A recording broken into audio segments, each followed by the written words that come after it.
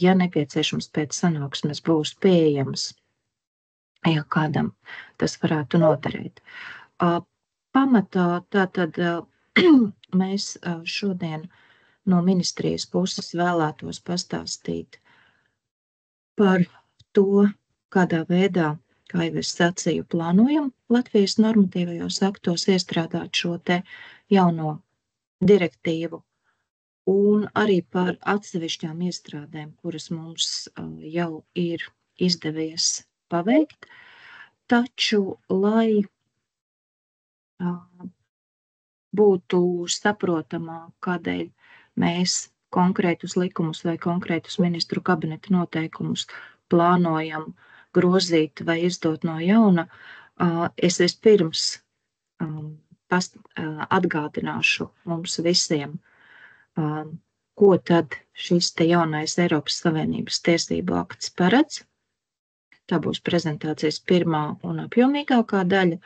Tad otrajā daļā iezīmēšu tos darbus, ko mēs no ministrijas puses jau esam darījuši vai kuri šobrīd ir procesā.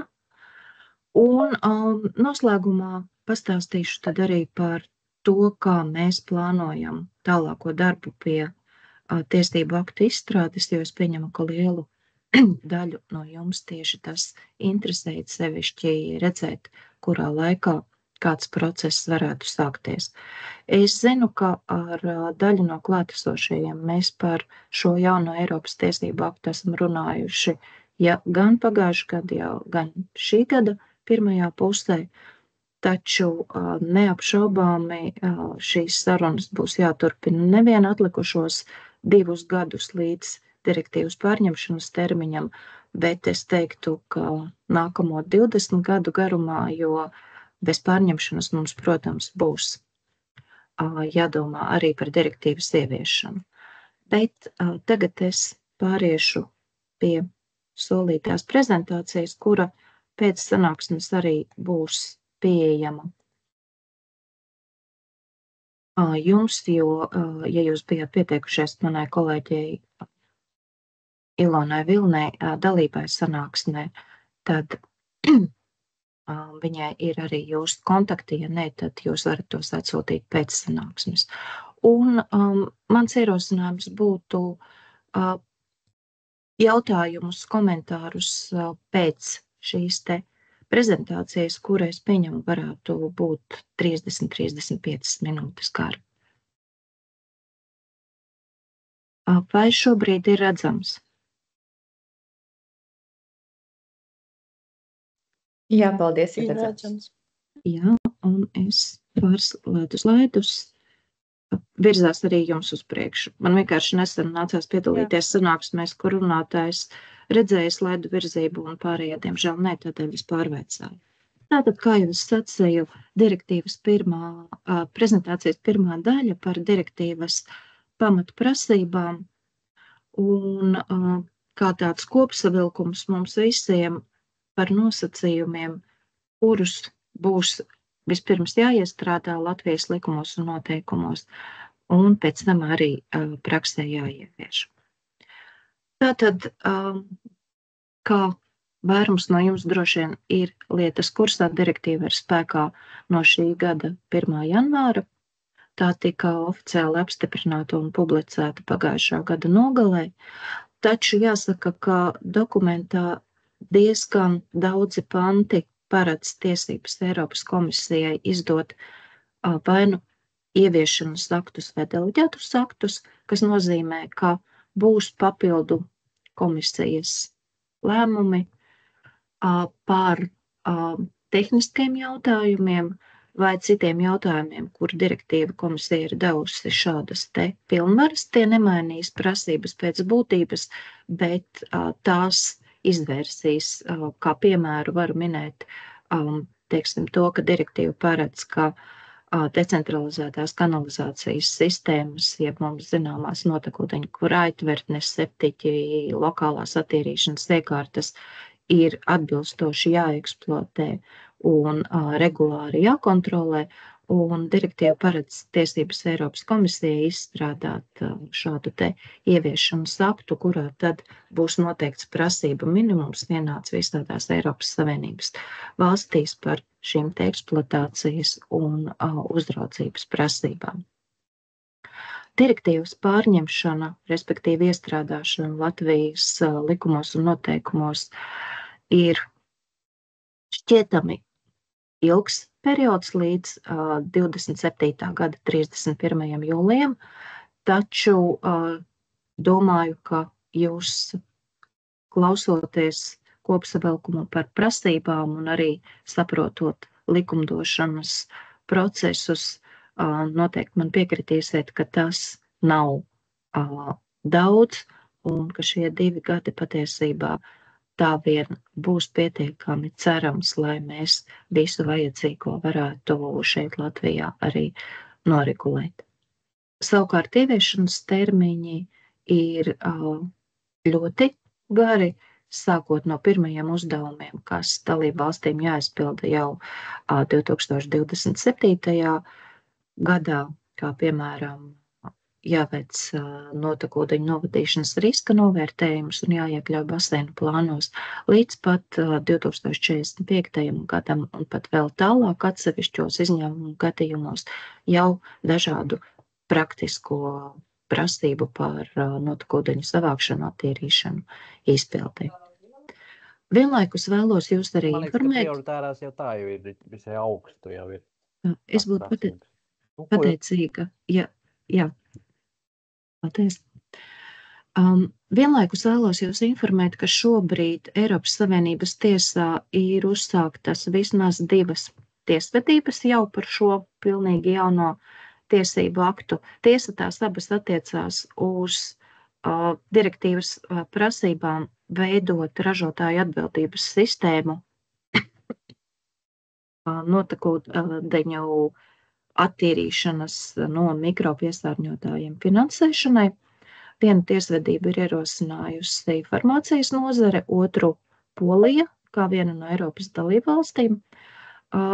Procesi ir sākuma posmā, nemāku teikt, cik ātri tie varētu virzīties uz priekšu, bet katrā ziņā tas liecina, ka ražotāju atbildības sistēma ir tāds gan sarežģīts, gan varbūt kaut kur arī diskutabls jautājums šajā direktīvā, tā kā mēs noteikti arī raudzīsimies uz to, kā šīs tiesvedības turpināsies un kādi būs to rezultāti.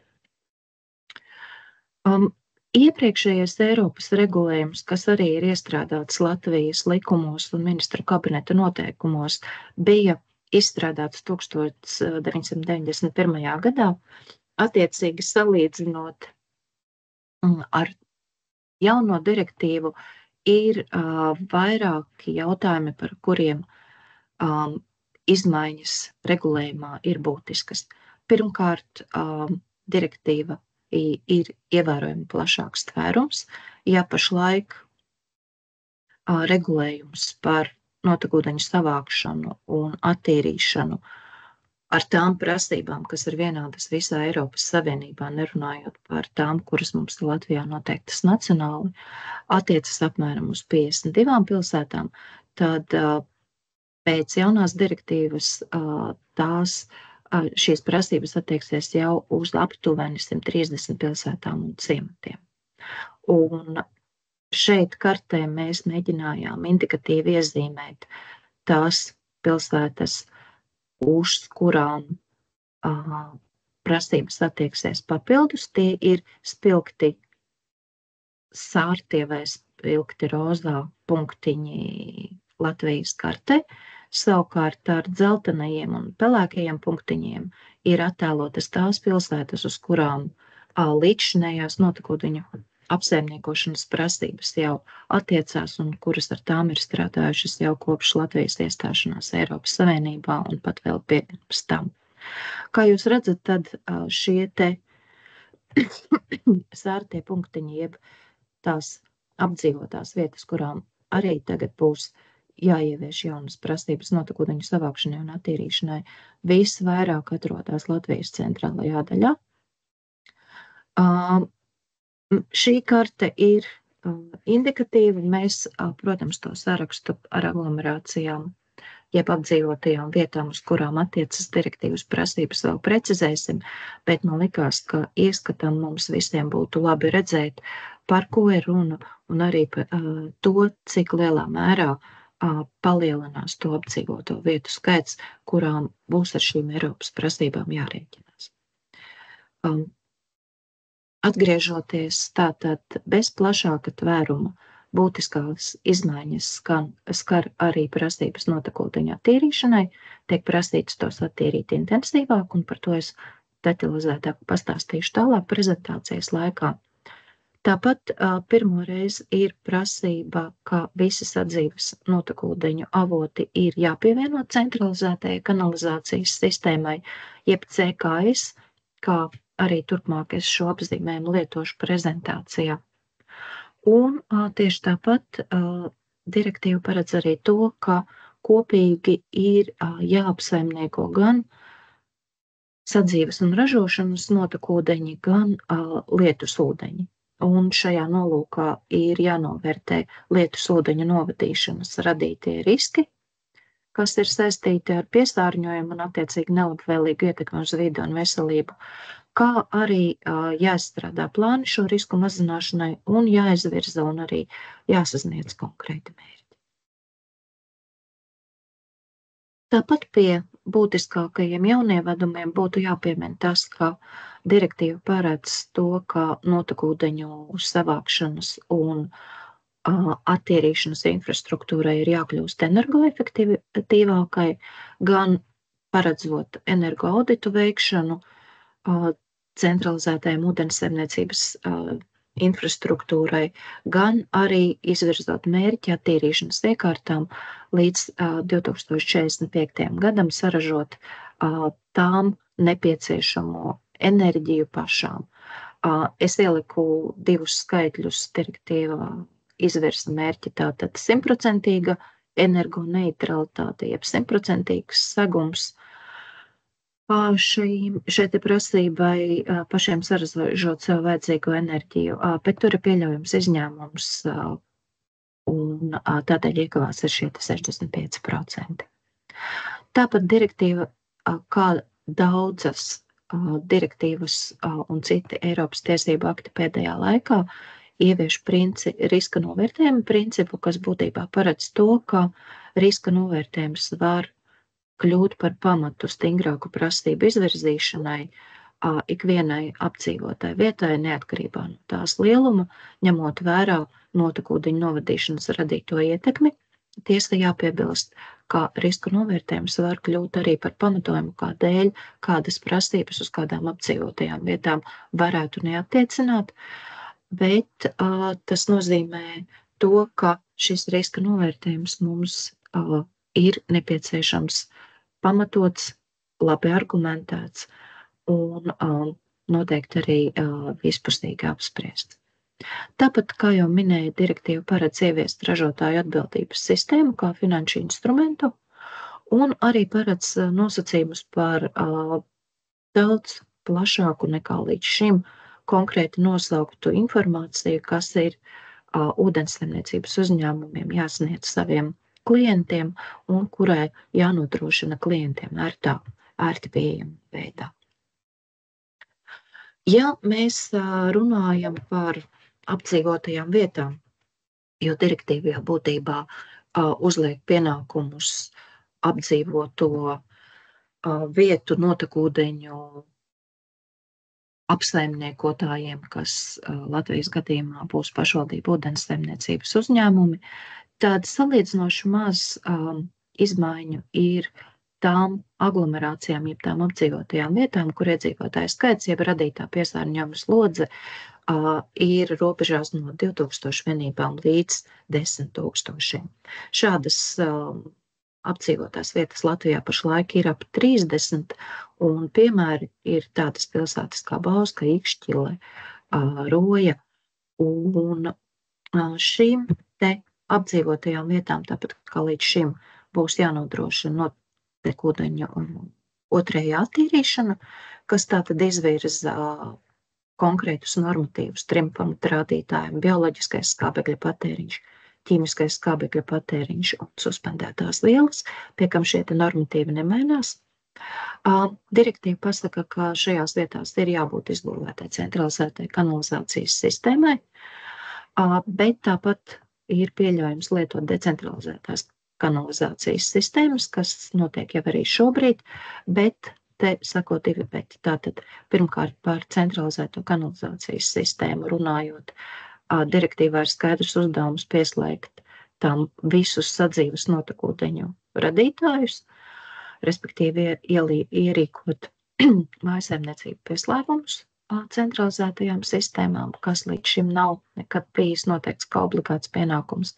Tāpat laikā paredzot, ka var būt gadījumi, kad to nedara un izmanto šīs decentralizētās sistēmas, bet šādi gadījumi tad ir jāargumentē, kādēļ mēs turpinam decentralizēto savākšanu izmantot, un arī šīm decentralizētajām sistēmām jābūt gan reģistrētām, gan jāatbilst Eiropā noteiktajiem prasību minimumam, turklāt tās arī ir regulāri jāuzrauga. Un direktīvā šobrīd pagarinājums prasību izpildē šī lieluma apdzīvotajām vietām nav paredzēts. Būtiskas izmaiņas šī jaunā direktīva ieviesīs pārējām apdzīvoto vietu, jeb aglomerāciju grupām, tātad mazajām pilsētām un ciemiem, kuri iepriekš vispār nebija direktīvas tvērumā, un kas Latvijā mums ir vairāk nekā 60, kā piemērus var minēt Elēja, Ērgļa, Zilupa, Mežāres, Pierīgā, respektīvi, kā jūs redzējāt kartē, šo te jauno aglomerāciju ir vairāk nekā līdzšinējo, un turklāt tās, kā jau minēju, vairāk koncentrējas Latvijas centrālajā daļā. Un tāpat diezgan būtiskas izmaiņas būs arī lielākajām pilsētām un arī galvaspilsētai Rīgai. Runājot par šiem te ciemiem un mazpilsētām, uz kurām direktīvas prasības līdz šim vispār neattiecās, tad būtiskākās izmaiņas notekūdeņu attīrīšanā ir tās, ka tur jānodrošina otrējā attīrīšana ar tādiem pašiem normatīviem, kādi jau līdz šim bija spēkā tikai nākamajai apdzīvoto vietu grupai, tātad tai, kurā ir vairāk nekā 2000 iedzīvotāji. Tieši tāpat ir arī šeit jāizbūvē centralizētās kanalizācijas sistēmas, jāpieslēdz sadzīves notekūdeņu radītāji, var izmantot decentralizētās kanalizācijas sistēmas, atkal ievērojot manus jau iepriekš minētos nosacījumus, un šo jauno aglomerāciju gadījumā ir iespējams šo prasību ieviešanai dabūt pagarinājumu vai drīzāk pamatot pagarinājumu, jo pašlaik direktīva kā pamattermiņu to izpildē nosaka 2035. gadu, kas ir 10 gadi no šī brīža, kas, kā mēs visi saprotam, infrastruktūras izbūvēji ir ļoti īsts periods, bet, lai varētu pamatot šādu te pagarinājumu, kas varbūt 8 vai 10 gadi, mums būs jāskatavo ļoti kvalitatīvs un ar datiem pamatots direktīvas ieviešanas plāns. Šīs tātad ir prasības notekūdeņu otrējai attīrīšanai, šobrīd nekomentēšu, vienkārši, lai mums prezentācijā paliek, un tieši tādas tās pašlaik jau ir noteiktas arī Latvijas MK noteikumos. Runājot par otro pilsētu grupu, 21 lielāko pilsētu, kuru arī direktīva skars diezgan būtiski, jāatzīmē, ka pirmkārt tiek noteiktas krietni stingrākas prasības, jeb normatīvi slāpekļu un fosforu attīrīšanai, kamēr pārējiem organiskā piesārņojuma radītājiem tās nemainās. Pozitīvais ir tas, ka šīs te stingrākās prasības attīrīšanai var ieviest pakāpeniski. Prezentācijā esmu norādījusi, kā tas sadalās pa gadiem. Un šīs te stingrākās prasības būs obligātas visām šīs te grupas aglomerācijām, jeb, visticamāk visai šai 21 pilsētas grupai, var būt laika gaitā kāda pilsēta no tās izkritīs vai tai pievienosies atkarībā no iedzīvotāju skaita un saimnieciskās darbības attīstības izmaiņām. Bet tātad ar jaunajiem normatīviem slāpekļu un fosforu attīrīšanai ir jārēķinās kā ar obligātiem. Daļai no šīm pilsētām pēc direktīvas varētu būt nepieciešama arī mikropiesārņotāju radītā piesārņojuma samazināšana, taču vai tas tā būs šobrīd vēl nav pasakāms, to būs jāpamato ar riska novērtējumu. Tā kā to mēs varam šobrīd paturēt prātā kā iespējamību, bet to, kuras pilsētas būs tās, kurām šāds te papildus vēl 4. attīrīšanas pienākums būs jānosaka, noskaidrosies tuvāko gadu laikā, kad varēsim iegūt datus riska novērtējumu un arī pašu novērtējumu veikt. Prasības par centralizēto kanalizācijas sistēmu, izbūvi un pieslēgumiem, kā arī par decentralizētajām sistēmām paliek tādas pašas kā iepriekš minētās.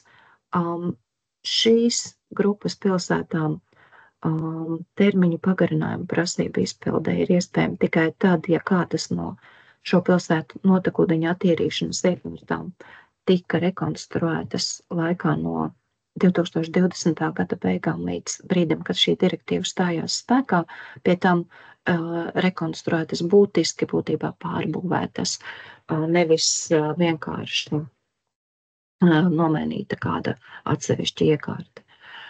Un arī tad, ja šādu te izņēmumu un termiņu pagarinājumu gribētu piemērot, tas būs jāpamato un jāargumentē Eiropas komisijai. Un tāpat šīm pilsētām ir obligāti 2 pienākumi, tātad jau minētā lietus ūdeņu pārvaldība, respektīvi jāplāno, kā samazināt lietus ūdeņu radīto piesārņojumu, kas var rasties gan lietus ūdeņiem nonākot centralizētajā kanalizācijas sistēmā, kad nākas daļu ūdeņu izvadīt vidē bez attīrīšanas, vienkārši, lai nepārslogotu pašu sistēmu, arī attīrīšanas iekārtas, vai arī lietus ūdeņiem, kas ir savākti atsevišķās lietus kanalizācijas sistēmās, bet kaut kādu iemeslu dēļ ir piesārņoti. Un arī uz šīm pilsētām attieksies pienākumi veikt energoauditus un arī piedalīties notekūdeņu attīrīšanas iekārtām izvirzītā energoneitralitātes mērķa sasniegšanā. Pašām lielākajām pilsētām, kas Latvijas skatījumā ir tikai Rīga, būtībā jaunās prasības ir visas tās pašas, kas iepriekšējai grupai. Atšķirība ir tikai tā, ka normatīvi slāpeklim un fosforam ir vēl striktāki, pēc mirkļa parādīšu, savukārt termiņi jauno prasību ieviešanai ir nedaudz īsāki nekā mazākajām pilsētām. Šos te termiņus esmu ielikusi prezentācijā, nav nepieciešams no galvas atcerēties, un arī direktīvā tie ir skaidri un nepārprotami noteikti. Tātad par prasībām slāpekļa un fosforu attīrīšanai, kas mainās, šeit ir vienā tabulā tās norādītas gan lielo pilsētu grupai, gan arī Rīgas izmēra pilsētu grupai. Un šeit ir prasības mikropiesārņotāju attīrīšanai. Droši vien varētu rasties jautājums, kas ir mikropiesārņotāji. Pēc direktīvā dotās definīcijas tās ir jebkuras vielas, kuras nonākot notekūdeņos var radīt būtisku kaitējumu pat ārkārtīgi mazās koncentrācijās. Mēs visi ļoti labi saprotam, ka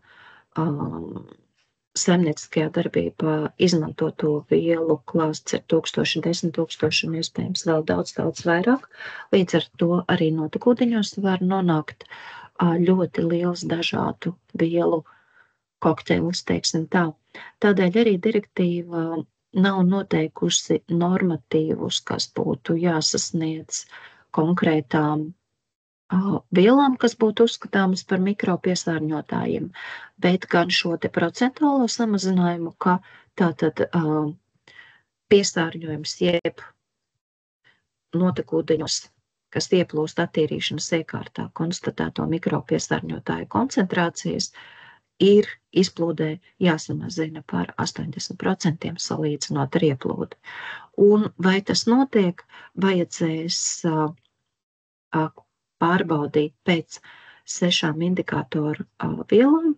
Tādēļ es šeit prezentācijā ieliku arī piezīmes, kas direktīvā skaidro, no kādā vielām būs jāizvēlās šie te indikātori, kā tas ir jādara un kādā veidā tad tiks rēķināts tas, vai šis 80% samazinājums ir sasniegts vai ne. Katrā ziņā šeit būs jārēķinās gan ar papildu novērojumiem, notekūdeņu analīzēm, gan arī ar aprēķiniem, lai šī te pienākuma izpildi mēs varētu pamatot. Tad nedaudz par ražotāju atbildības sistēmas izveidi. Latvijā šobrīd ražotāju atbildības sistēmas pamatā ir darbojušās vai atkritumu apsaimniekošanas vai iepakojuma apsaimniekošanas vai vidē kaitīgo preču jomā, kur ražotāji piedaloties sistēmā var tādā veidā parūpēties, teiksim, par vairs nevajadzīgo izlietoto iepakojumu vai par tiem pašiem atkritumiem, un savukārt sistēmas operators rūpējas par šo te savāktu atkritumu vai savāktu tā iepakojuma atbilstošu tālāku apsaimniekošanu. Šīs direktīvas gadījumā nav paredzēts, ka ražotāju atbildības sistēmas operatoram būtu jāuzņemās pienākumi attīrīt un savākt notekūdeņus, tas joprojām paliek ūdenssaimniecības nozarē, bet direktīva nosaka pašlaik 2 tautsaimniecības nozares, respektīvi farmācijas nozare un kosmētikas nozare, kā tās, kuru radītie produkti dod vislielāko devumu pēc Eiropas komisijas novērtējumu šo te mikropiesārņotāju nonākšanai notekūdeņos, un tādēļ direktīva paredz, ka ir jāveido sistēma, kurā jāpiedalās gan abu minēto nozaru produktu ražotājiem, gan izplatītājiem, ar mērķi, ka šī te sistēma nodrošinātu līdzekļu uzkrāšanu, lai tās pilsētas, kurās būs nepieciešama šī 4. notekūdeņa attīrīšana, jeb mikropiesārņotāju atdalīšana, varētu šo te attīrīšanu arī finansēt, tādēļ, ka tas prasa attīrīšanas iekārtās izbūvēt papildus ietaises, kuru veids var būt ļoti lielā mērā atkarīgs no tā, kāda vielas ir attiecīgās pilsētas notekūdeņos. Kā jūs redzat, tad to pilsētu saraksts, kurās šāda te 4. attīrīšana, mikropiesārņotāja atdalīšana būs nepieciešama, mums ir jāizstrādā līdz 2030. gada beigām, un ņemot vērā, ka pašlaik valsts monitoringa un arī notekūdeņu apsaimniekotāju veiktajā monitoringā, protams, liela daļa no šiem mikropiesārņotājiem nav jānovēro, tad mums vispirms būs acīm redzot jāsāk ar datu vākšanu, lai mēs varētu pamatoti šo riska novērtējumu veikt, un līdz ar to arī tie 5 gadi līdz 2030. gada beigām pat laban ir tāds visai īss laiks. Bet, kā jau sacīja, Eiropas Savienībā ir uzsāktas 2 tiesvedības par šiem direktīvas nosacījumiem un par to, kā Eiropas komisijas izvērtējums, ka sistēma būtu jātiecina tikai uz 2 nozarēm un par sistēmas potenciālo ietekmi uz farmācijas produktu un kosmētikas produktu pieejamību, tirgu un cenām varētu būt pārāk optimistisks. Redzēsim, kā tas beigsies, bet pašlaik ir tātad šie termiņi, kurus es norādu prezentācijā. Vai es varētu palūgt izslēgt mikrofonu kādam, kurš to ir netīšām acīm redzot ieslēdzis? Paldies. Vēl viens direktīvas jaunievedums, kas Latvijas gadījumā varbūt nebūs pārlieku izaicinošs, ir patogēnu monitorings notekūdeņos, kurš faktiski Latvijā tika uzsākts jau Covid pandēmijas laikā, un par to tiešām ir jāpateicās gan Rīgas Tehniskajai universitātei, gan Biomedicīnas pētījumu centram, gan institūtam Bior, kā šobrīd arī šo darbu turpina. Līdz ar to mums jau sistēma ir izveidojusies un darbojas, taču, protams, šeit izstrādājot direktīvu pārņemošo likumdošanu, mums jebkurā gadījumā nāksies ar iesaistītajām pusēm runāt par lomu, atbildību, sadalījumu un arī par šī te monitoringa finansēšanas kārtību.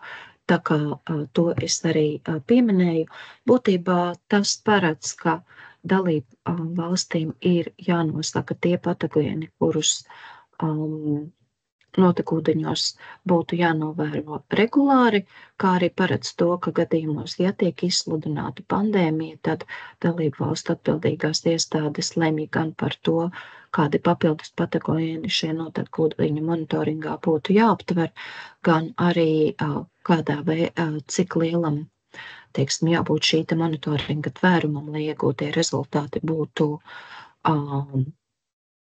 ticami, reprezentatīvi un arī izmantojami tālāk šīs te pandēmijas uzraucībai, risku mazināšanai un tam līdzīgi. Vēl dažas lietas, kuras varbūt nav tik ļoti saistītas ar pašu notekūdeņu vākšanu un attīrīšanu, bet ar kurām ir jārēķinās tiem, kuri rada notekūdeņus. Tātad pirmkārt direktīva paredz, ka atļaujas vai regulējums notekūdeņu novadīšanai ir vajadzīgs gan tad, ja tos izvada vidē, gan tad, ja tos izvada centralizētajā kanalizācijas sistēmā. Un tieši tāpat direktīva paredz, ka šis te izvērtējums ir, ka šo te atļauju vai regulējumu izvērtējums ir jāveic reizi 10 gados. Tas nenozīmē, ka reizi 10 gados obligāti ir jāizdod visiem atļaujas no jauna vai atļaujas jāpārskata, bet ir nepieciešams izvērtējums par to, vai šāda te pārskatīšana un atļauju atjaunošana būtu nepieciešama, vai, piemēram, regulējumu pārskatīšana būtu nepieciešama. Tāpat direktīva paredz, ka atļauju izsniegšanas procesā ir jākonsultējas ar attiecīgo notekūdeņu attīrīšanas iekārtu operatoru, kuram ir, ja tas vēlas, jādod iespēju arī izteikt viedokli atļaujas izsniegšanas un sagatavošanas procesā. Tāpat arī direktīva paredz konkrētus gadījumus, kad valsts atbildīgajām iestādēm ir tiesības pārskatīt vai pat atcelt, vai uz laiku apturēt izsniegtās atļaujas. Un no direktīvas izriet plašāks un biežāks notekūdeņu monitorings, respektīvi visiem notekūdeņu attīrīšanas iekārtu operatoriem ir jārēķinās, ka arī parasto līdz šim novēroto rādītāju monitorings kļūst biežāks. Un nāk klāt atsevišķi papildu rādītāji, sevišķi lielākajām pilsētām, kā piemēram pēc tam, kad tiks izstrādāti attiecīgi metodiski norādījumi, būs pašās lielākajās pilsētās jāuzsāk arī antimikrobiālās rezistences rādītāju monitorings. Vēl direktīvā ir vairāki tādi pamatprincipi, vispārīgi nosacījumi, ar ko arī jārēķinās notekūdeņu apsaimniekotājiem. Viens, kā direktīvā paredz, ka gan notekūdeņi, gan to dūņas pēc iespējas jāizmanto lietderīgi. Tā neizvirza kādus konkrētus sasniedzamus mērķus vai rādītājus, taču nosaka to kā principu. Tāpat direktīva prasa veicināt pieeju sanitārijai, jeb cita starpā arī publisko toalešu pieejamību sabiedriskās vietās, kur valstī pašai ir jāizvērtē esošā situācija un līdz 2029. gadam arī jāplāno kādas papildu rīcības, ja nepieciešams.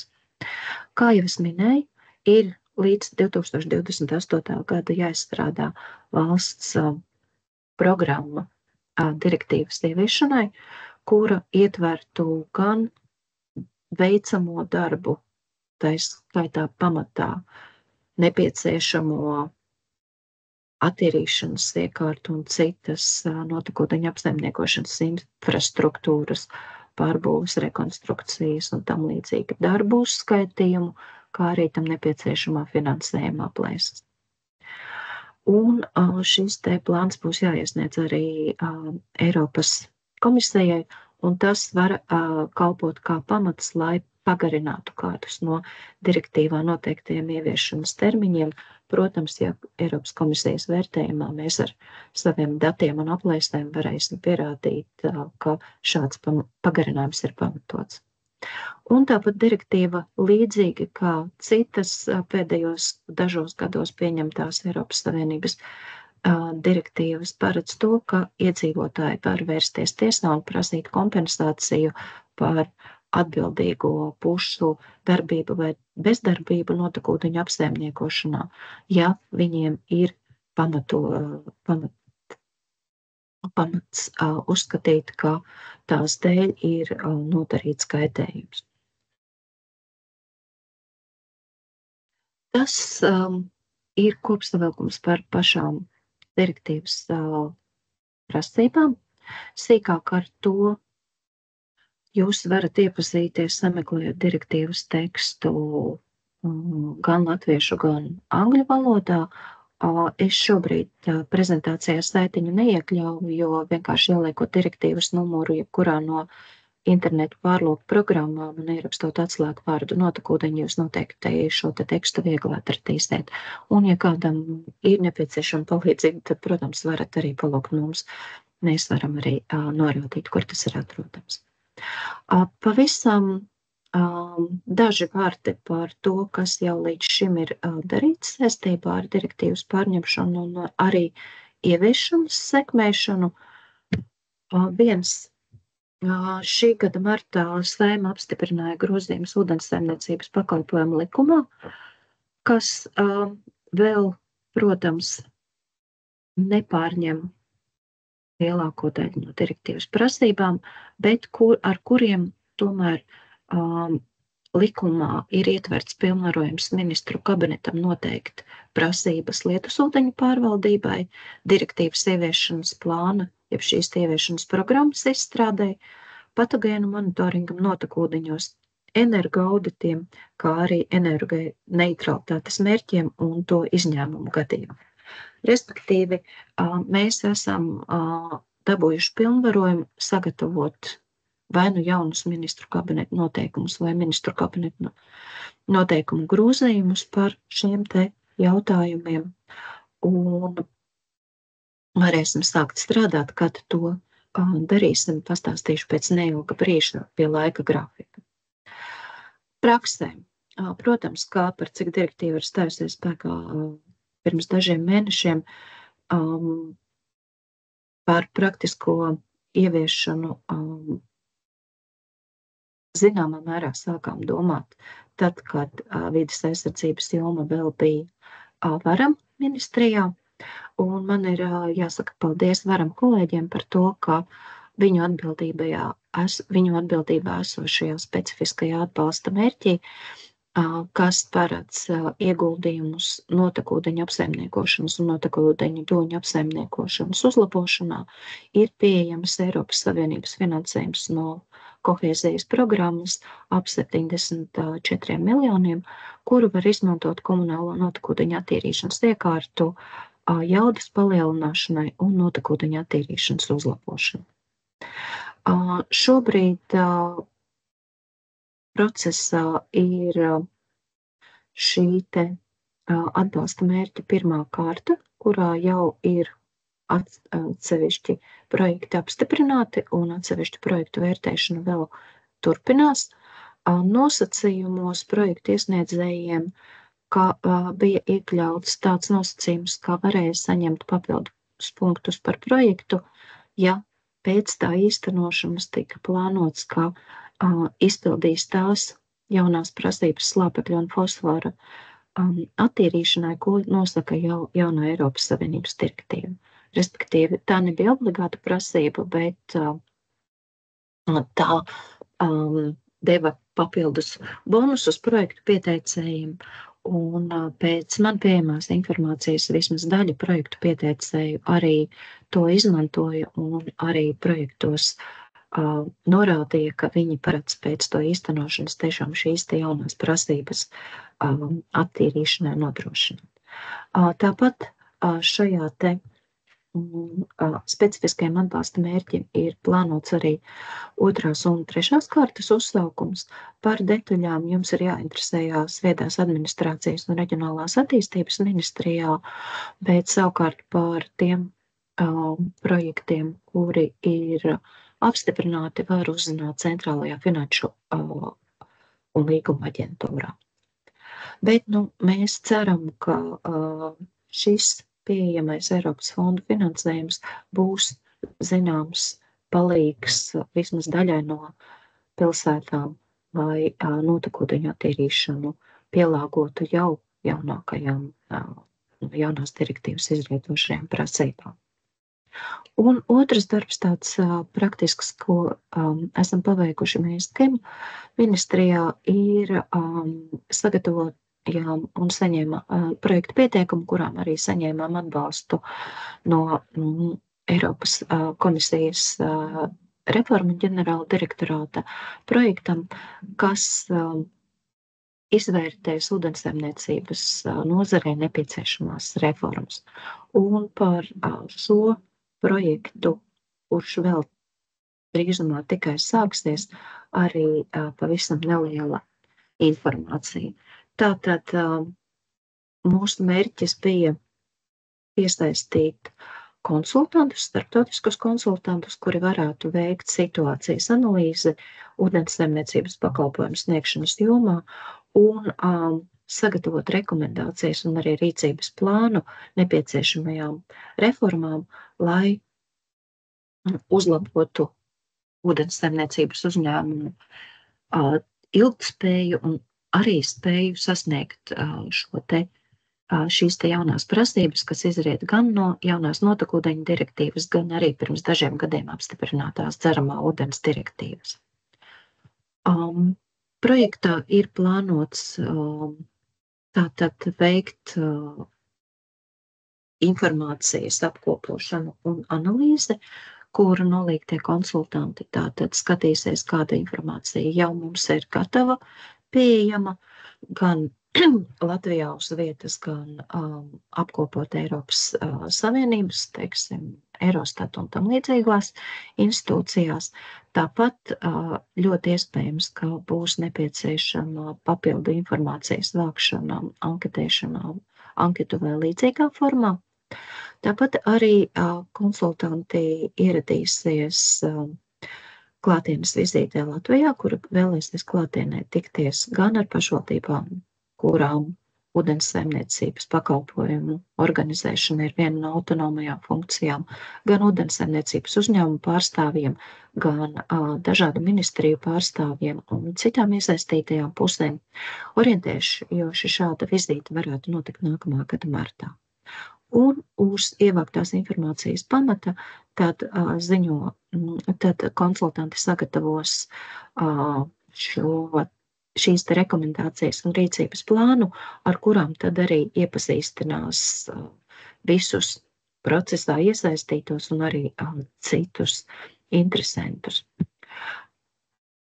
Plānots, ka šī te projekta īstenotājs, jeb šis te nolīgtais konsultants būs OECD organizācija, kuri ir piekrituši šo darbu uzņemties, kā projekta partneri Latvijā ir tātad Klimata un enerģētikas ministrija kā projekta iesniedzējs, un mēs ceram arī turpmāk turpināt sadarboties ar Latvijas ūdensapgādes un kanalizācijas uzņēmumu asociāciju, kura mums līdz šim ir palīdzējusi gan iesaistoties projekta iesnieguma komentēšanā, gan pēc tam sarunās ar OECD un Eiropas komisijas pārstāvjiem par projektu uzdevumiem un sasniedzamiem rezultātiem. Projekts plānojas 1,5 gada garumā un varētu sākties šī gada septembrī, tā kā pēc vasaras atvaļinājuma pārtraukuma, un droši vien tad, kad projekta aktivitātes arī sāksies, tad jūs pa laikam no mums kādu informāciju par to saņemsiet, vai arī saņemsiet kādus lūgumus piedalīties kādā pasākumā, vai arī sniegt jūsu rīcībā esošo informāciju. Un tagad laikam pats būtiskākais šodienas prezentācijā par tālākās darbības plānu. Pamatā šobrīd runāšu par plānu direktīvas iestrādāšanai nacionālajā likumdošanā, tātad likumos un noteikumos, jo ir skaidrs, ka ieviešanai praksē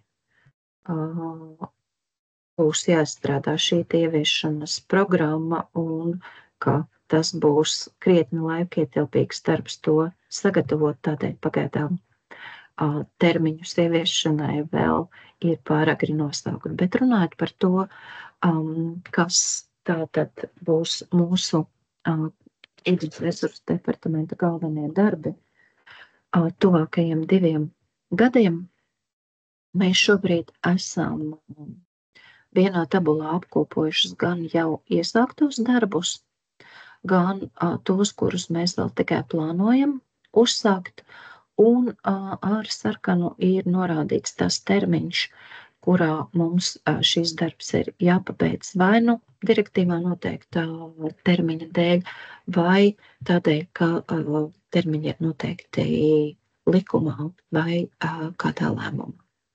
Tātad mēs šobrīd jau esam sākuši diskusijas par to, ka ir nepieciešami apjomīgāki grozījumi ūdenssaimniecības pakalpojumu likumā. Mums pagājušajā mēnesī bija viena sanāksme ar iesaistītiem nozaru pārstāvjiem, un mēs vienojāmies tātad par galvenajām grozījumu, par galveno grozījumu tēmu loku, un sāksim organizēt tematiskas sanāksmes, mēģinot tātad gan izspriest, kas pēc būtības ir jāgroza, gan arī pēc tam jau formulēt šīs te grozījumu redakcijas. Paredzam, ka darbs būs ilgs, gan izstrāde noteikti vēl iestiepsies nākamajā gadā, un tā kā iet runa par likuma grozījumiem, tad arī šis te starpinstitūciju saskaņošanas process gan līdz ministru kabinetam, gan pēc tam Saeimā noteikti mums aizņems gana daudz laika, un visticamāk tas labākajā gadījumā cerams noslēgsies līdz 27. gada vidum, kad ir direktīvā paredzētais termiņš direktīvas pārņemšanai.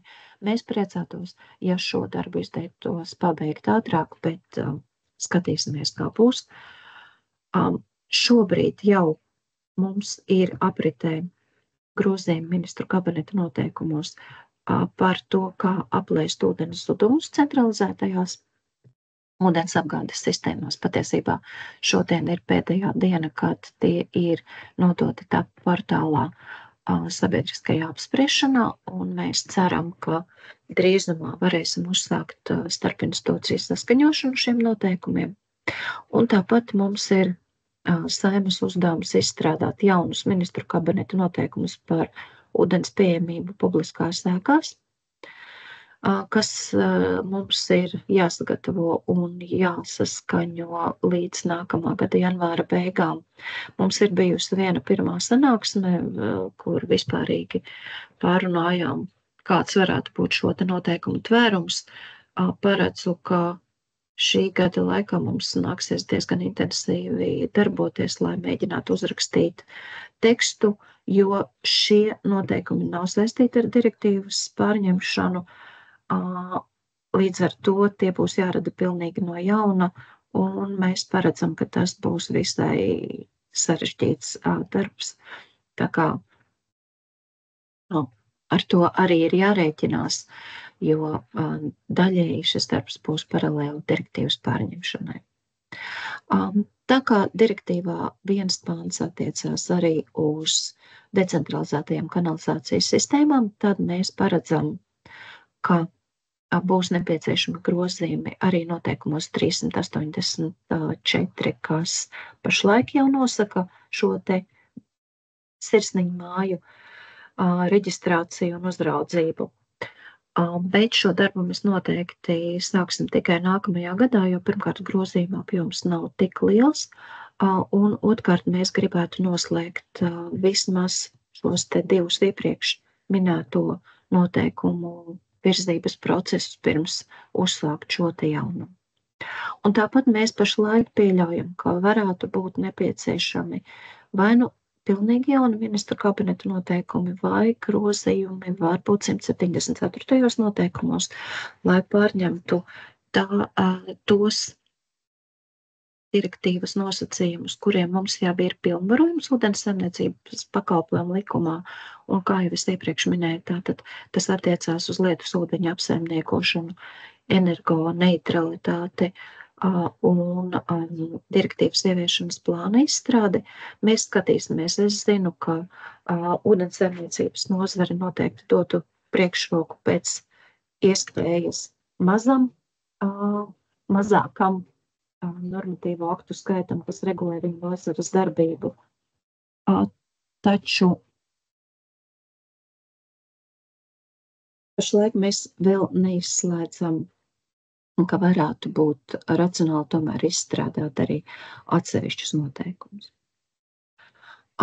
Pašlaik apritē jau ir jauns piesārņojošo darbību likums, kurš uz notekūdeņiem attieksies tādā ziņā, ka notekūdeņu attīrīšana un novadīšana vidē ir piesārņojošā darbība, un tādēļ jau līdz šim esošie noteikumi par piesārņojošo vielu emisiju ūdenī bija izdoti uz šī likuma pamata, un arī jaunais likums, atvainojos nevis uz šī likuma, bet uz likuma par piesārņojumu pamata, un arī jaunais piesārņojošo darbību likums paredz deleģējumus ministru kabinetam noteikti, piemēram, notekūdeņu attīrīšanas normatīvus, notekūdeņu monitoringa kārtību un tam līdzīgi. Man šo likuma projektu virza cits ministrijas departaments. Ir cerība, ka tas varētu šī gada rudenī nonākt Saeimā un sākties Saeimas process. Katrā ziņā mēs skatīsimies, kā šīs likums virzīsies, un tad lemsim, vai mēs varam gaidīt, un lai iekļautos direktīvā noteiktajā pārņemšanas termiņā izstrādāt un virzīt pilnīgi jaunus ministru kabineta noteikumus par piesārņojošo vielu emisiju ūdenī, vai arī mums nāksies grozīt pašlaik spēkā esošos noteikumus numuru 34.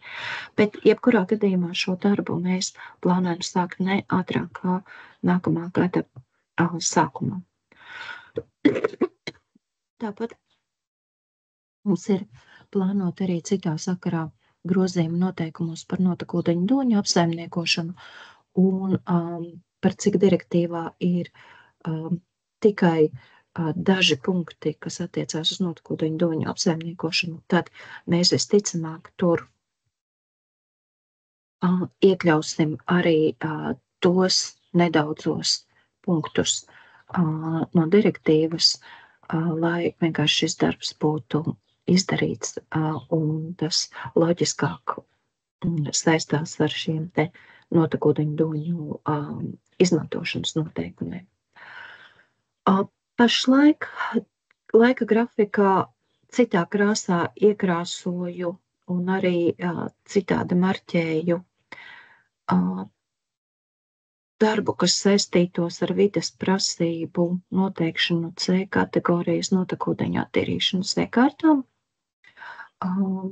Tas ir saistīts ar faktu, ka tiek plānots grozīt spēkā esošas ministru kabineta noteikumus par A, B un C kategorijas piesārņojušām darbībām. Pašlaik vairums notekūdeņu attīrīšanas, komunālo notekūdeņu attīrīšanas iekārtu bija B kategorijā. Pēc izmaiņām iespējams, ka daļa varētu nonākt arī C kategorijā, kurai nav jāsaņem atļauja, bet ir nepieciešama būtībā tikai reģistrācija. Un tas īsti nesaskan ar šīs notekūdeņu apsaimniekošanas direktīvas prasībām, kura paredz vai nu atļauju vai speciālu regulējumu.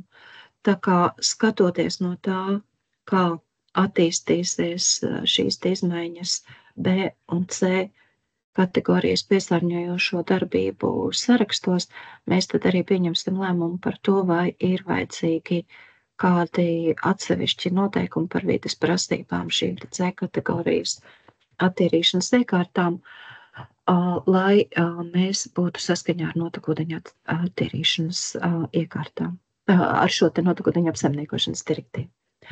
Un normas, kas attiektos uz ražotāju atbildības sistēmu, visticamāk būs jāiestrādā dabas resursu nodokļu likumā, taču šo darbu mēs noteikti nesāksim ātrāk kā nākamā gada sākumā, jo mēs vēlētos arī būt nedaudz lielākā skaidrībā par to, kā virzīsies jau minētie tiesvedības procesi Eiropas Savienības tiesā, kā arī izmantot iespēju izmantot dažu citu dalību valstu iestrādes, kuras varētu kļūt zināmas šī gada beigās, nākamā gada sākumā. Es pievienoju šajā te laika grafikā vēl divus būtiskus darbus, kas nav tiesību aktu izstrāde, kas būtībā būs novērtējums vai otrā gadījumā plānošanas dokuments. Notekūdeņu novadīšanas riska novērtējums daļēji jau ir uzsākts tādēļ, ka mūsu kolēģi no Latvijas vides ģeoloģijas un meteoroloģijas centra jau strādā pie nākamajiem upju baseinu apsaimniekošanas plāniem, kur cita starpā tiek vērtētas arī būtiskas ietekmes uz ūdeņiem, ko rada, tā skaitā notekūdeņu novadīšana. Upju baseinu apsaimniekošanas plāni, tāpat kā šis te riska novērtējums, ir jāpabeidz līdz 27. gada beigām. Un gribu uzsvērt, ka šis vēl nav tas riska novērtējums, uz kura pamata mums būs jāpieņem lēmums par tām pilsētām, kurām vajadzēs ieviest mikropiesārņotāju attīrīšanu, jo pašreiz tāda novērtējuma pamatošanai mums vēl nepietiks datu visticamāk. Šis ir par to, kādu ietekmi, piemēram, pātrinot eitrofikācijas procesus upēs vai jūrā notekūdeņu novadīšana rada, un kuram varētu pietikt ar jau pašlaik pieejamo informāciju par notekūdeņu novadītajiem apjomiem, vidē paliekošo piesārņojumu un tam līdzīgi.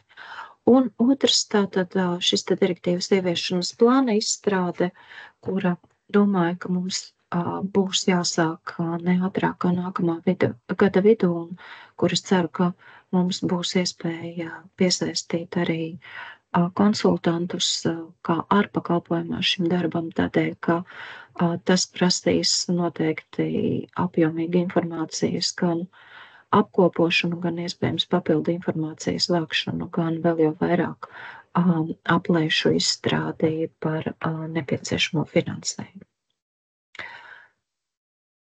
Un bez šī te laika grafika, kas attiecās vairāk uz dokumentu izstrādi, mēs ministrijā arī redzam, ka ir vairāki jautājumi, par kuriem varētu būt nepieciešamas sarunas vai ekspertu viedokļu apmaiņas, lai saprastu, kādā veidā formulēt prasības tajos tiesību aktos vai to grozījumos, kuri mums būs jāizstrādā. Šeit mēs jau no iepriekšējām sarunām esam identificējuši vairākas tēmas, kā piemēram aglomerācijas sarakstu izveidošana, prasības slāpekļa un fosforu attīrīšanai dažādām aglomerācijām, jo tur direktīva mums pieļauj zinām elastību, un es zinu, ka arī Latvijā dažādiem ekspertiem ir dažādi viedokļi par to, vai visur būtu nepieciešams attīrīt abus šos piesārņotājus vai nē. Tieši tāpat, ja būs nepieciešamība izstrādāt šīs te vides prasības notekūdeņu attīrīšanas iekārtām, kas būs C kategorijas piesārņojušās darbības, tad es paredzu, ka mums par to būs vajadzīga atsevišķa saruna. Noteikti būs nepieciešams konsultēties ar ekspertiem par to, kā novērtēt ar lietus ūdeņu novadīšanu saistītos riskus, kāda informācija ir pieejama, kāda ir vajadzīga, kas būtu jādara, lai to iegūtu un attiecīgajās pilsētās varētu izstrādāt šos te integrētos plānus lietus un notekūdeņu pārvaldībai. Tieši tāpat mums būs vajadzīgas arī vajadzēs turpināt sarunas par to, kāds varētu būt piemērotākais risinājums ražotāju atbildības sistēmas izveidē Latvijā. Mēs jau esam tikušies divas reizes ar farmācijas nozares pārstāvjiem, un noteikti šīs te sarunas arī turpināsim vēl pirms tiesību aktu grozījuma izstrādes. Es speciāli atstāju šeit pāris tukšus laukumus, jo pieļauju, ka jums varētu būt ierosinājumi par vēl kādiem jautājumiem, kurus vajadzētu pārunāt ekspertu grupās pirms mēs sākam rakstīt projektus likumam vai ministru kabineta noteikumiem. Tā kā priecāsimies šādus te ierosinājumus saņemt un ceram, ka arī turpmāk, tāpat kā līdz šim, varēsim paļauties uz dažādo nozaru pārstāvju gan gatavību sadarboties, gan arī gatavību dalīties ar tiem pieejamo informāciju, un tādēļ arī šeit iekļāvu gan savu, gan manas kolēģis e-pastu. Mēs abas esam tie cilvēki, kur ministrijā strādā ar notekūdeņu apsaimniekošanas jautājumiem, tā kā priecāsimies, ja jums būs kādas idejas ierosinājumi. Paldies! Esmu aizņēmusi vairāk laiku nekā teicu, ir pagājusi vesela stunda. Cerams, ka neesmu jūs nogurdinājusi tik tālu, ka ar šo te lielo informācijas apjomu, un ja ir kādi jautājumi vai komentāri, ko jūs vēlētos izteikt, tad man ir aicinājums pacelt virtuālo roku, jo mēs pašlaik esam 93 cilvēki šajā sanāksmē, līdz ar to savādāk man nebūs iespēja pamanīt, ja kāds no jums vēlās izteikties. Tā kā lūdzu.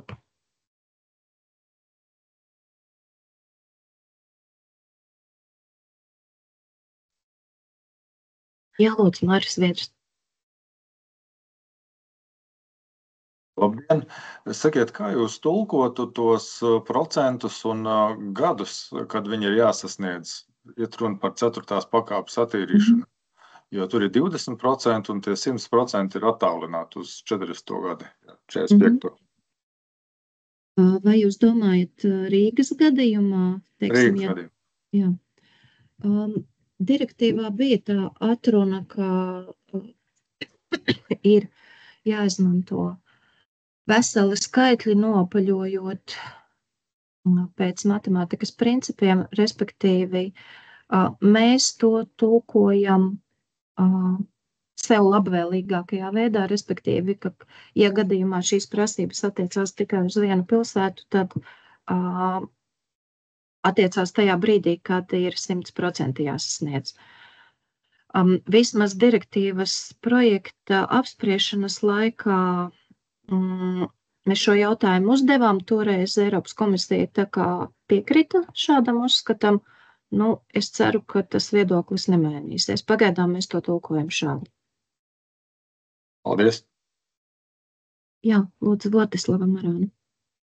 Jā, labdien, liels paldies par prezentāciju un paldies arī par līdzinējo sadarbību. Manuprāt, ļoti no ministrijas puses nāk informācija ļoti skaidra par to, kā plānots direktīvu ieviest. Es pārstāvu inovatīvo zāļu ražotājus un ministrija jau kopumā mūsu pozīciju zina, bet tā kā mēs šeit esam plašākā lokā, es vienkārši gribēju vienā teikumā vai divos mazliet iezīmēt mūsu pozīciju un arī vienu jautājumu uzdot.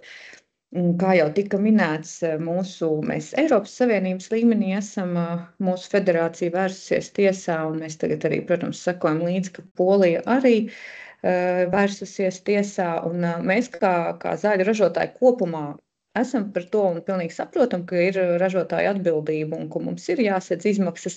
Šeit tiešām drīzāk ir jautājums par to, ka direktīva paredz tikai divas nozares, tātad farmācija un kosmētika. Tas ir tas galvenais punkts, par ko mēs runājam.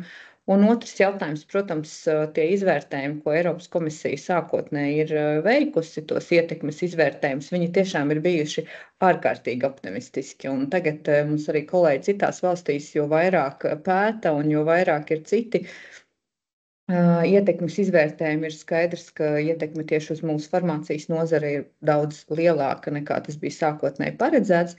Un mēs savukārt Latvijā īpaši, protams, esam bažīgi par medikamentu pieejamību pacientiem, jo mēs tāpat esam maza valsts un tāpat mēs esam šobrīd pēdējā vietā, gandrīz pēdējā vietā Eiropas Savienībā. Un mēs tiešām kā tas ietekmēs tieši pacientus Latvijā visvairāk satrauc. Un šajā kontekstā es arī gribēju pajautāt, mēs arī skatāmies, ir dažādas tās diskusijas un procesi šobrīd Briselē. Es skatījos, ka arī Eiropas parlamenta deputātu vienai grupai tikko bija paziņojums un lūgums Eiropas komisijai vēlreiz veikt ietekmes izvērtējumu.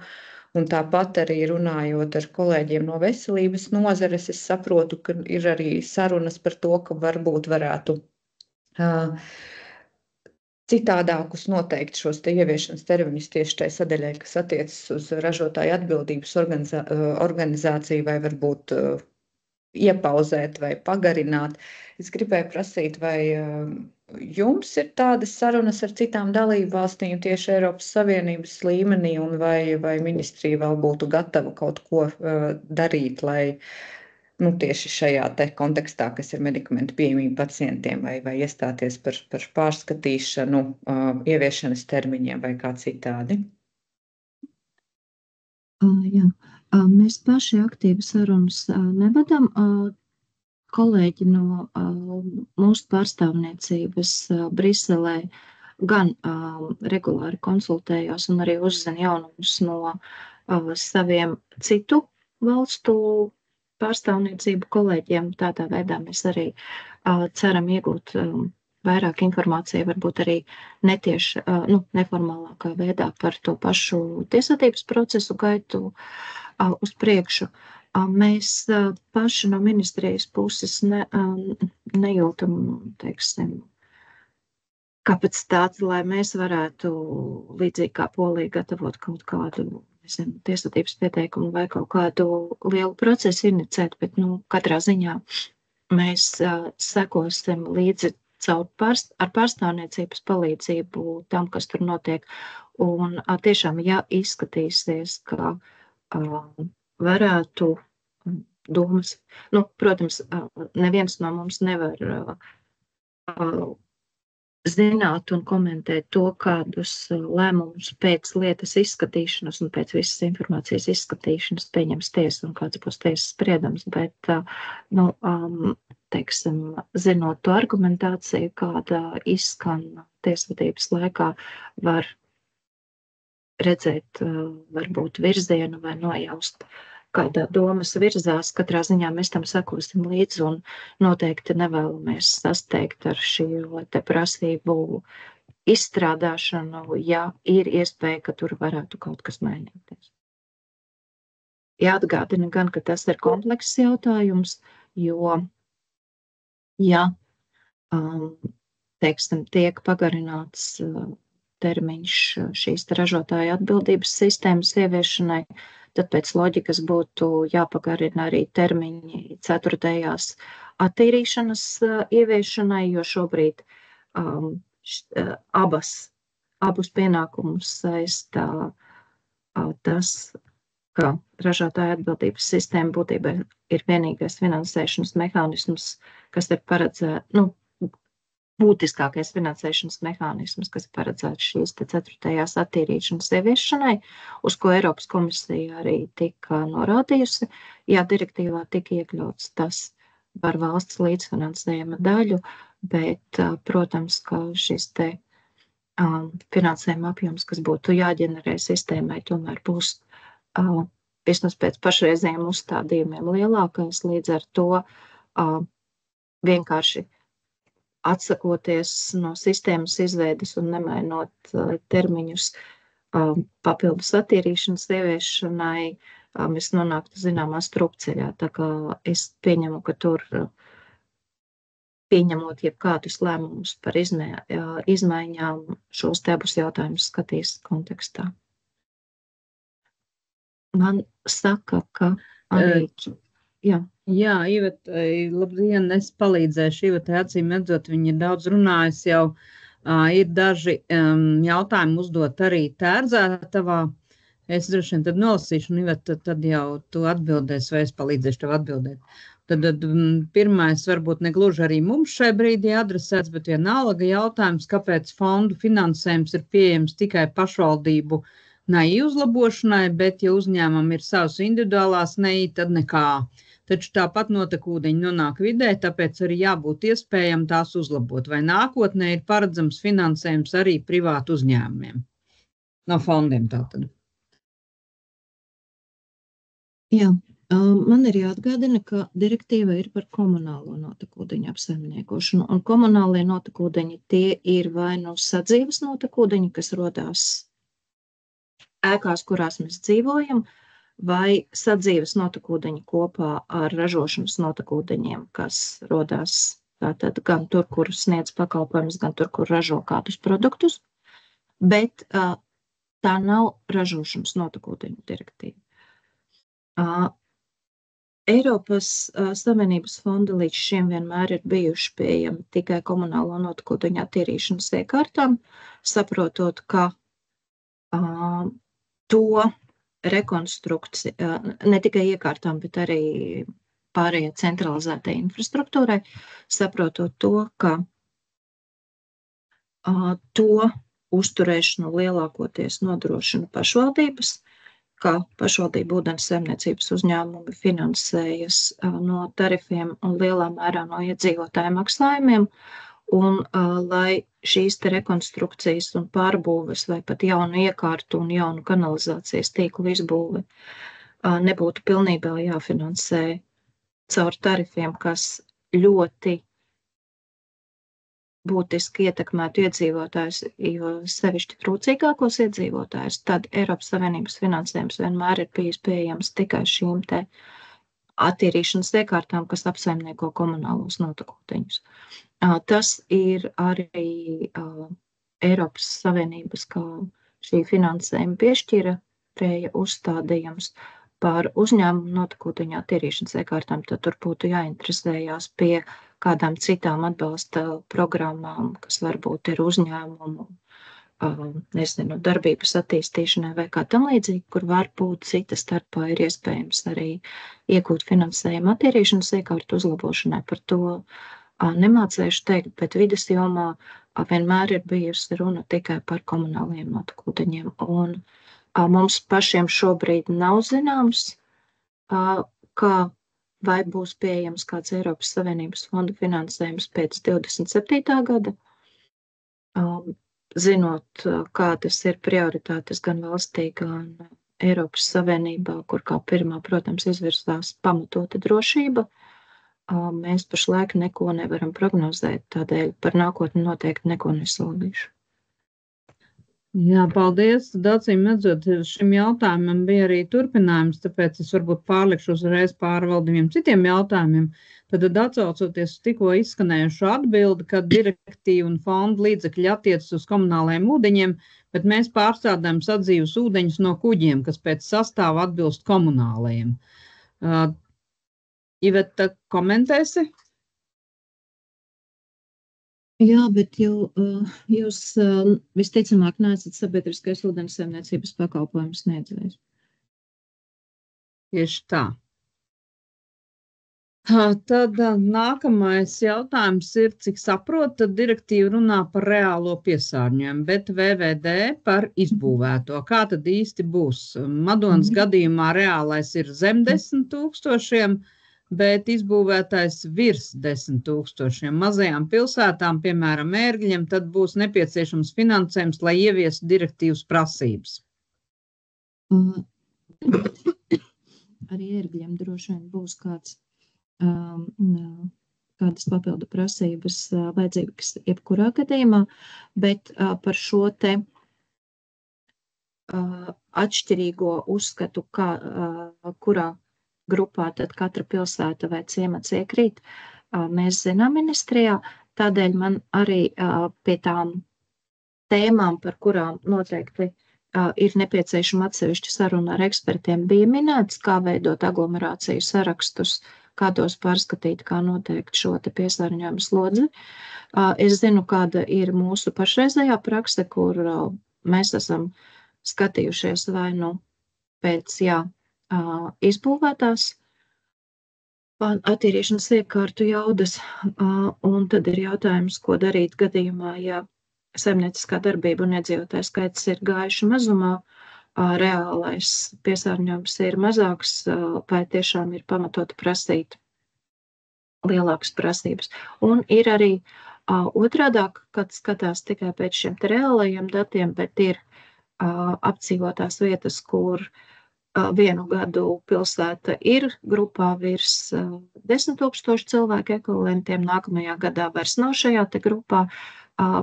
Ilgtermiņa plānošanai, it īpaši ieguldījumiem, šāda te datu dažādība pa gadiem un lēkāšanas prasībās noteikti nav racionāla pieeja, līdz ar to es redzu, ka par šo jautājumu mums būs vēl atsevišķi jārunā. Es redzu, ka Sandrs Dejus ir pacēlis roku, vai turpinājums šim pašam jautājumam, jeb tomēr cits? Šim pašam labdien, Sandrs Dejus, Latvijas ūdensapgādes un kanalizācijas uzņēmuma asociācija. Un šis tiešām ir ļoti būtisks jautājums par to, kā mēs tad identificējam šo cilvēku ekvivalentu vai pēc reālās, vai pēc projektētās, vai pēc izbūvētās jaudas, kas visbiežāk ir projektētā. Un šobrīd ir faktiski mums arī nākošā kārta ar investīcijām no Eiropas Savienības, neliela, gan relatīvi smieklīga, pret to visu lielo mērķu sasniegšanas apjomu, kas nepieciešams. Bet tad šobrīd vismaz esošajā investīciju programmā mēs esam skatījušies pēc reālās jaudas, kur tad šis saraksts ir veidots un vienkārši tad mums nākotnē arī visām iesaistītajām pusēm, kur šobrīd laikam lielākā pretruna mums ir ar valsts vides dienesta šiem izvērtējumiem, kur skatās pēc projektētās jaudas, savukārt visas investīcijas nāk pēc reālās jaudas, un tad mums būtu pēc iespējas steidzamāk jāvienojās tomēr par šo interpretāciju, jo tad nāk arī nākošā kārta priekš 2 līdz 10 000 cilvēku ekvivalenta notikuņu sistēmām, un tad mums kopā ir jāsaprot, kas tad iekrīt šajā kategorijā un kas neiekrīt, jo tieši tāpat Madona kaut vai pēc projektētās iekristu jau iepriekšējā investīcija kārtā, kur viņi neiekrita, jo mēs skatījāmies reālās, un nākošajā viņi neiekritīs, ja mēs skatīsimies projektētā. Tā ka mums tur noteikti ir jāvienojās par sistēmu, bet es neprasu atbildes vienkārši tā, tas ļoti aktuāls jautājums arī nozares pusē, bet kopumā tad arī zinot, ka šeit ir klātsoši arī no dažādām citām pusēm, tad noteikti liels paldies ministrijai par līdz šim īstenoto darbu šīs direktīvas kontekstā, un arī tas viennozīmīgi būs milzīgs izaicinājums, milzīgs problēma jautājums ne tikai mums kā nozarei, bet sabiedrībai kopumā, jo te mēs vairs nerunājam par miljoniem investīciju, bet mēs runājam par miljardiem investīciju, kas ir nepieciešams, lai šos mērķus sasniegtu, un noteikti ir jāmeklē šie alternatīvie avoti finansējumam. Jo tas, ko mēs noteikti redzam un ko arī Eiropā kopā ar pārējām ūdens saimniecību asociācijām mēs noteikti redzam, ka no tarifiem mēs šādu veidu investīcijas vien nevaram pacelt, un tāpēc arī bijis šis priekšlikums ir no Eiropas komisijas un parlamenta par to alternatīvo veidu par ražotāju paplašinātajām atbildībām, kas noteikti varētu tikt arī varbūt izvērtēts un meklēt šie papildus risinājumi, bet katrā ziņā iedzīvotājiem šobrīd tas potenciāli prognozējamais sloks par tarifu izmaiņām jau ir ar nevis procentiem, bet reižu pieaugumu, un noteikti tas visai Latvijai mums būs ne tikai finansiāls, milzīgs izaicinājums un ar daudz nulēm, bet otrā lieta, ko arī es domāju, kad vislielākā daļa no klātsošiem apzinās, tas būs arī kompetenču izaicinājums, jo tas, ko mēs šobrīd redzam, ka mums ir kritiski zems ekspertu un zinošo cilvēku skaits saistībā ar notekūdeņiem, un pēc 10 gadiem viņš varētu būt vēl kritiski zemāks, zinot mūsu ataudzi nozarē.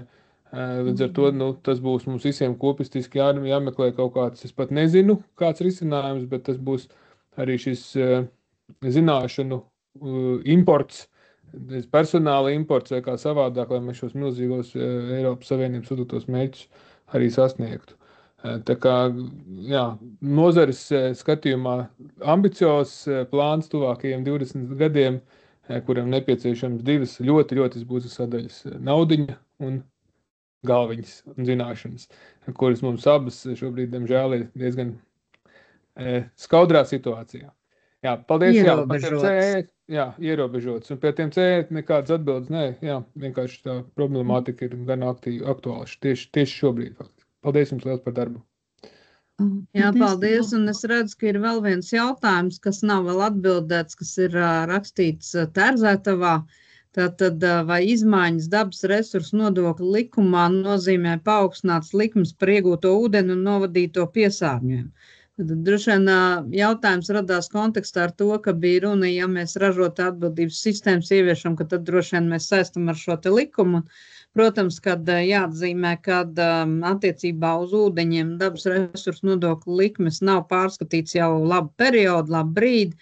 Šobrīd gan mēs, vismaz ne šogad, ne nākošu gadu vēl īsti neesam tā kā plānojuši pacelt un pārskatīt, lai gan varbūt vienu no priekšlikumiem tomēr izteikšu.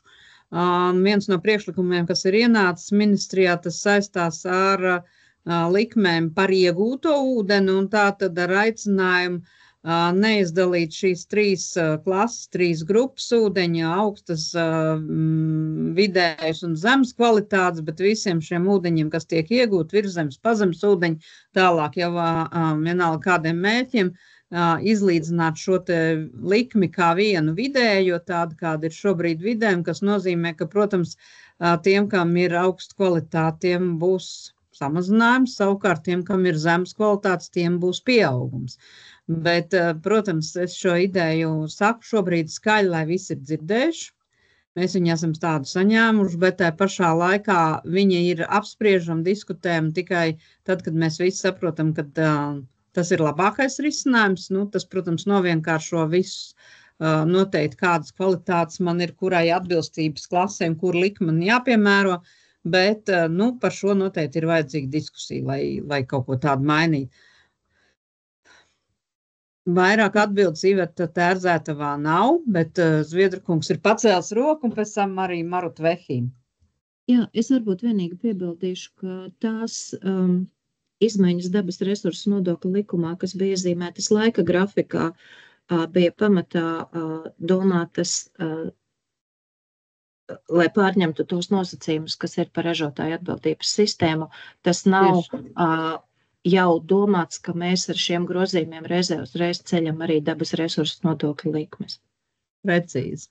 Jā, Māris Zviedrukungs, jā. Jā, man vairāk nav tā kā jautājums, bet gan laikam tāds komentārs par tiem svārstīgiem cilvēku ekvivalentiem.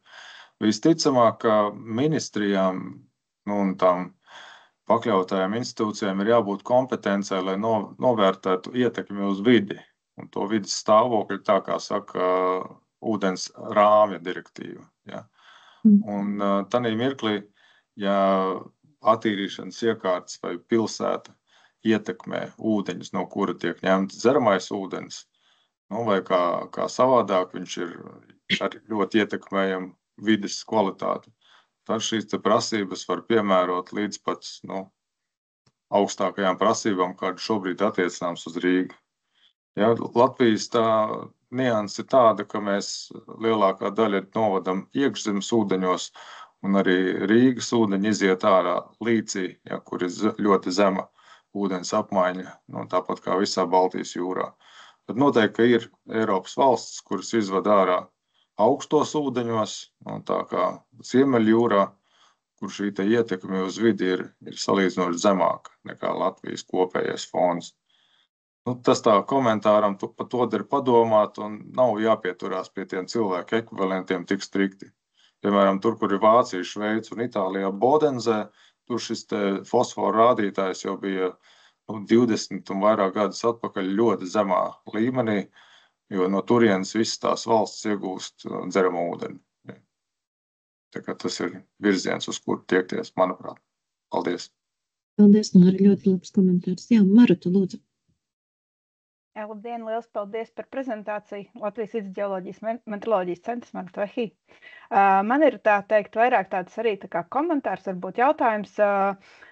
Jaunā notekūdeņu direktīva paredz veikt šos risku novērtējumus gan tiem NAI, kas ir starp 10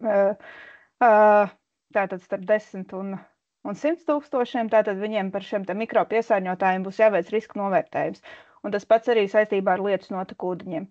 Vai Eiropas komisija paredz paši izstrādāt kaut kādas vadlīnijas šo riska novērtējumu metodikām, vai tās metodikas būs jāizstrādā nacionālā līmenī, un vai jums jau ir kāda ideja, kas vispār to varētu reāli īstenot, vai tie būs operatori, vai tas būs, piemēram, jādara valsts vidas dienestam, vai arī LVģMC vai kādam no citiem. Jā, paldies! Jā, par izpildītājiem mums šobrīd vēl ideju nav.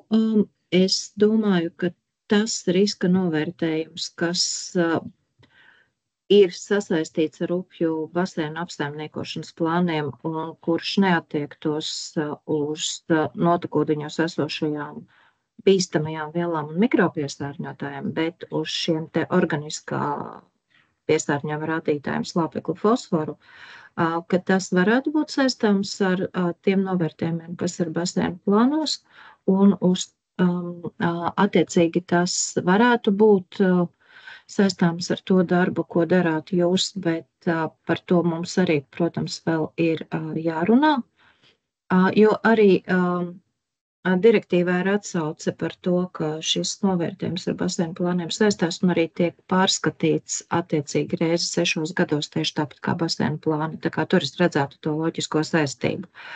Par novērtējumu par mikropiesārņotājiem man šobrīd ir ļoti grūti pateikt. Mums ir doma, ka jāsāk vispirms ar apzināšanu, kādi dati, kas mums varētu palīdzēt šo te novērtējumu veikt, ir pašlaik pieejami, jo ir kaut kas atsevišķi pētīts dažādos projektos, vienkārši uztaisīt kopsavilkumu no tā, kā arī tad identificēt to informāciju, kuru vēl ir nepieciešams tuvākajos gados iegūt un kādā veidā to varētu izdarīt, saprotot, ka valsts monitoringa un papildu līdzekļus dabūt ir faktiski neiespējami. Lai mēs varētu šo te riska novērtējumu par mikropiesārņotājiem pamatot. Tas ir tas, cik tālu mēs esam pašlaik ministrijā izdomājušas. Bet katrā ziņā es redzu, ka mums būs noteikti vajadzīga atsevišķa saruna vēl ar jums tieši basēnu plānu sakarā un slodžu novērtējumu sakarā. Vai palika kaut kas, ko es neatbildēju? Par pašu metodiku. Par pašu metodiku. Es nepateikšu, kuram vienam no šiem te riska novērtējumiem, manuprāt, ir paredzēts deleģētais akts direktīvā. Tā kā būs kaut kādi komisijas norādījumi, jāatzīst, gan, ka tie diezgan bieži ir samērā vispārīgi, bet vismaz tie palīdz vadīties. Paldies. Lūdzu. Un, jā, pieskaroties vēl tam, ko Sandis minēja par šiem te aglomerācijas lodžu jautājumiem, tad es piefiksēšu, ka tā acīm redzot ir viena no pirmajām diskusijām, kuru mums vajadzētu organizēt, lai saprastu, kā tur tālāk rīkoties, jā? Vai ir vēl kāds jautājums čatā? Neredzu, un arī paceltas rokas neredzu.